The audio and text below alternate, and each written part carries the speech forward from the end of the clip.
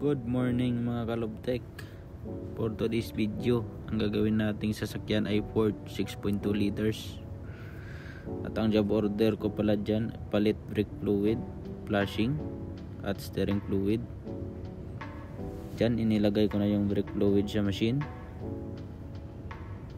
Tapos ay ilagay yung supply hose sa brake reservoir.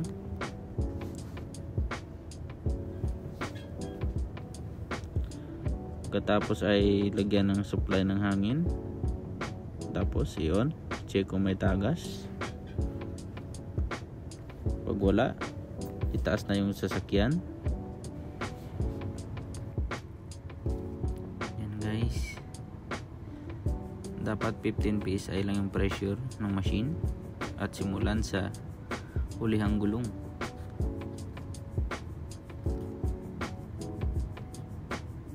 Yan guys, buksan mo lang yan.